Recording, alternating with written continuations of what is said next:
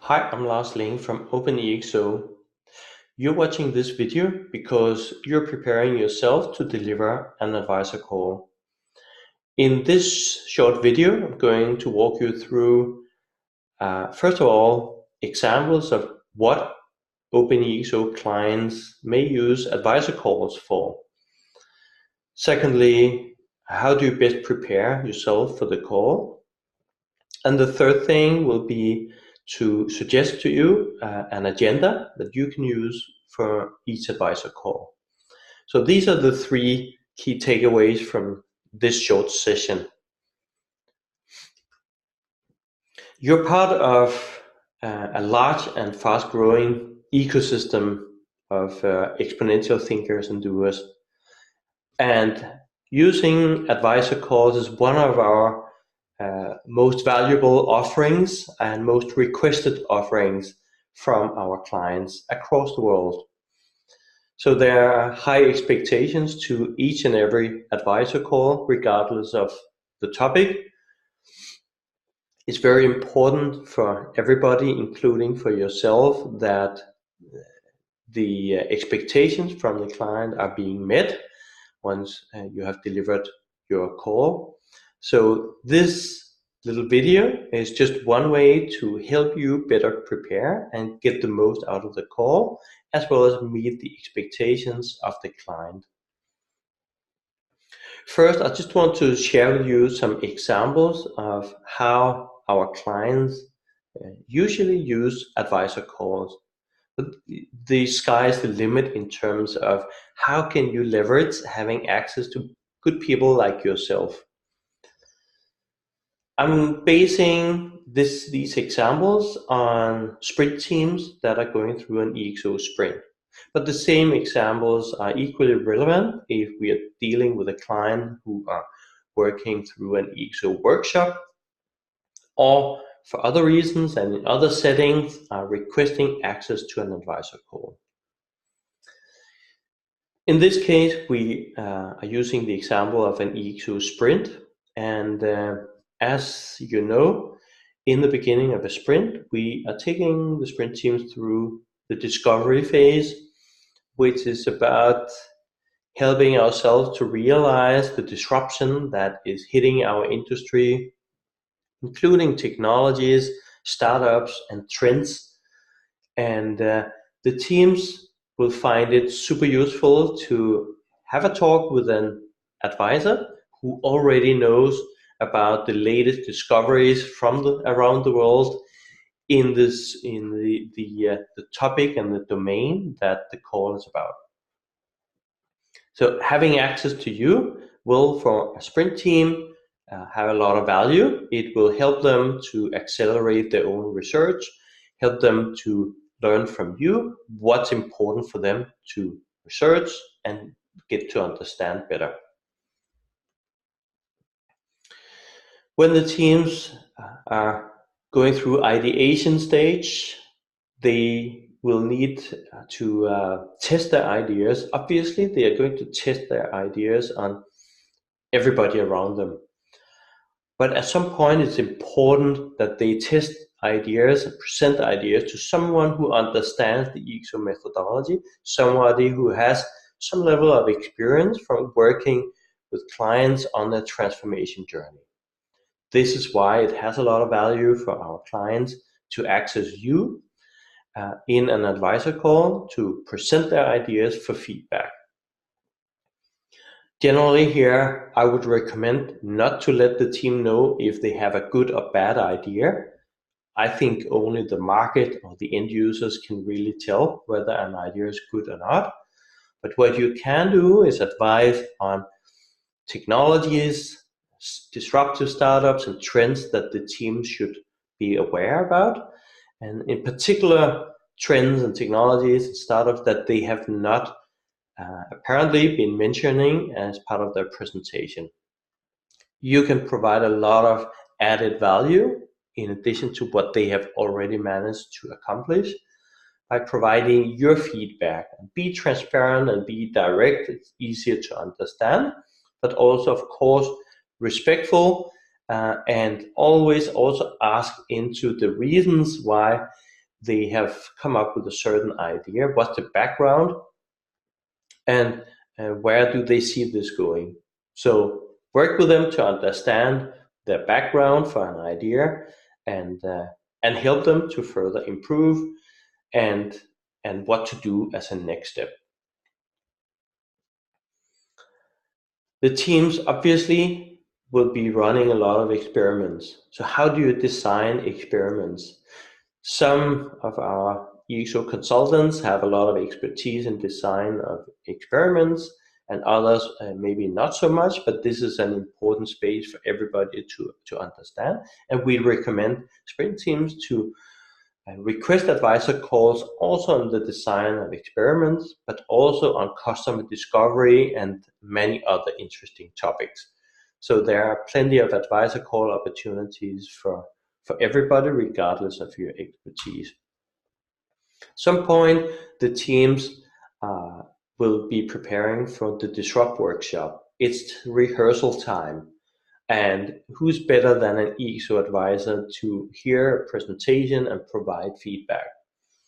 Is it a compelling story that's being told? What's the connection between the idea and the initiative and the organization they work for? Why is this an idea they are working on? And provide again your perspective and recommendations to next steps for any initiative that you are being presented to. Once we're past the Disrupt workshop, and we start to build more mature ideas, we get more validation of business hypotheses and so on. And it's time to start shaping up a roadmap for each initiative being worked on by the teams. And receiving guidance on what a roadmap can look like is very, very important for every team. So there's a good chance you will be also providing feedback on a roadmap that describes a certain ExO initiative. Also, allow a team to present their minimum viable products and provide your feedback on how a minimum viable product can be improved. And with any of these examples, obviously we always look for a 10x factor. How can you make a certain idea, business model, or offering more exponential? This is an important question to ask the team also. How could they do this 10x better, faster, cheaper than it currently is? There's always a chance for a last rehearsal, and you might be the person being picked to provide your feedback on that. So how do you prepare for this advisor call? It's our experience from having run hundreds of advisor calls by now.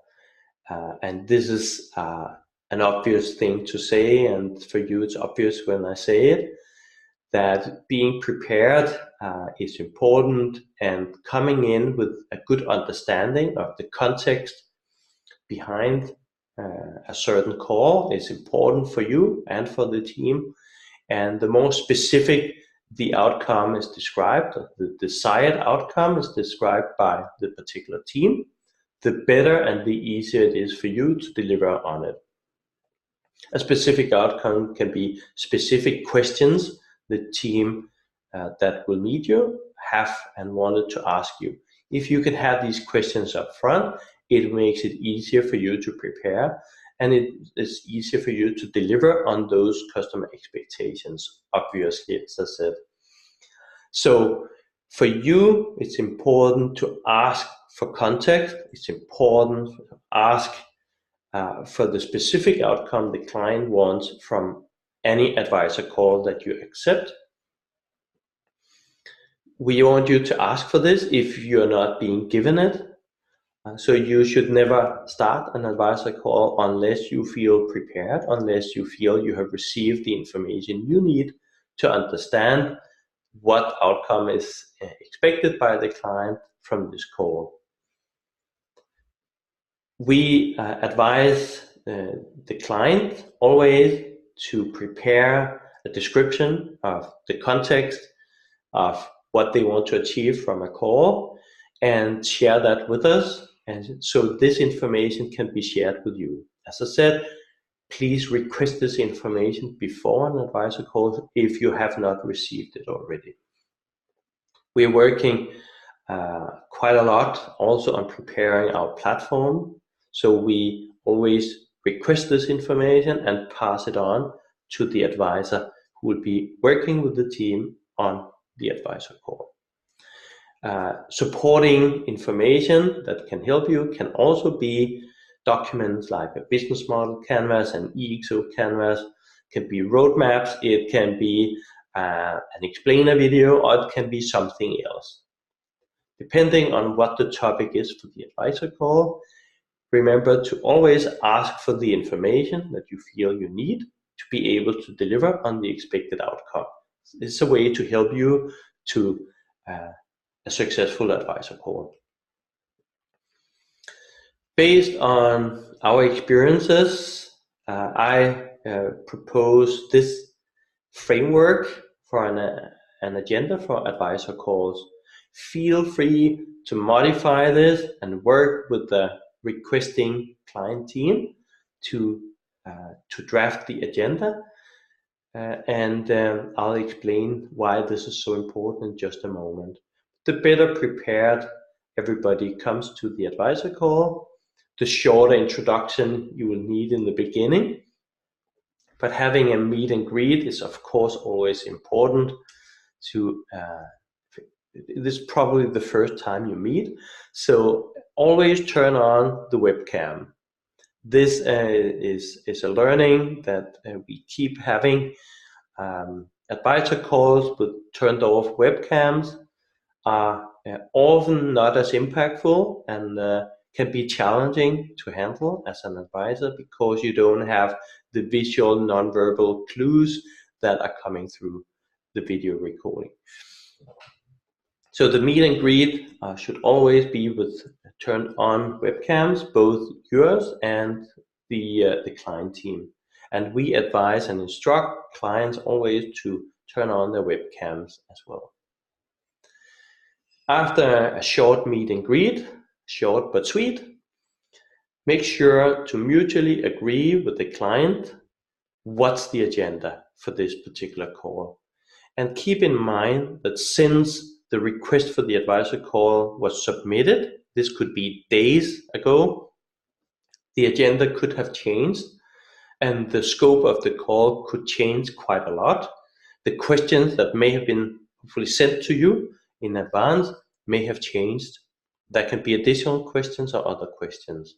So be sure to help yourself and the team to log in the specific agenda for this call. What is the outcome that the client wants to achieve? If you feel the scope has changed a lot since you received the preparation information, feel free to let the client know. And if you feel you cannot cover the desired outcome properly on the call, let the team know. You may even have to reschedule a call, or you may feel comfortable to move forward. It's your decision. It's important for you and for us and the client that the expectation is well aligned, so you feel that you deliver the value that you are here to deliver. So always mutually confirm the agenda in the beginning of the call. Also make sure to explicitly go through what are the questions the client wants answered on the call, what are the topics that should be covered during the call. The more explicit, specific you can be at this stage, generally the better outcome you will have from the call, and the better you will meet client expectations. This includes also the style of the conversation and style of the call. Is the client expecting a one-way presentation for half an hour on a particular topic, ending with the Q&A, or would the client prefer a conversational style call, which may be better because they can ask new questions and you can steer the conversation in any direction. It's not as locked in as a one-way presentation, but ask the client how they hope this conversation to play out. And then your delivery will be much better aligned with client expectations from the beginning. Now, this leaves probably around 30-35 minutes or so to the main part of the call where you're delivering and you're having your conversation with the client. After that, it comes to an end. Make sure to spend 5, maybe more minutes on summarizing what you have concluded, what you have discussed, the questions that were answered. Ask the client, are you happy with this? Is this what you were hoping? And make sure to get some kind of confirmation, or make sure to get some input if the client doesn't feel that the scope of the call has been fully covered. It may be that there's a certain question that needs to be answered in a follow-up email, or if the client turns out not to be happy with the outcome of the call, let us know and let the client know that we take this very seriously. We find it very important, and then we'll work with the client to find out, should we try again? Should we have another call, or is there another way we can better support the client in having their questions answered? Let's ask before we leave the call and mutually evaluate the call. Everybody is polite, is going to probably say thank you very much, and then right after the call, it has happened that then a client comes back and say we were super unhappy about the call. That makes it very complicated if you feel that the call ended in a good way with a good outcome. So please ask open questions at the end of the call. How did you feel about this call? Are there anything that we didn't cover? Any questions that we didn't provide you the answers to? And make sure to get a good and solid confirmation of the client, also of parts of the call that was not really accepted by the client, if that is the case. We have very few calls where it comes up with a complaint. But in the unlikely case that we get one after your call, we are taking it very seriously, and we'll work with you to see how can we work with you and the client to make sure to answer any questions they have and that they were hoping to get out of the call. The client is always the party to open up the Zoom room where the call takes place. So this is a standard operating procedure. The client opens the call and you join a Zoom call through the link that you will receive before the call. Some calls are scheduled way in advance and others are on much more short notice, but you obviously need to have the link to the Zoom room, and you have to be there on time. Make sure to review the terms and conditions for our advisor calls to understand what happens if you show up too late, what happens if the client cancels the call on short notice, what happens if the client doesn't show up, and these extreme situations, and make sure to be there on time is very important for the client, for you, and for us.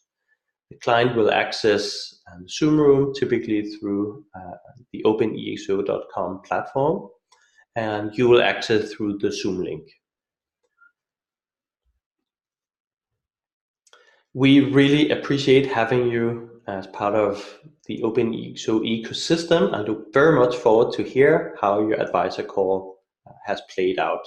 Let us know if you have any questions, feedback, or input to how we can improve. And we look very much forward to continue this exponential journey together. Thank you very much and enjoy.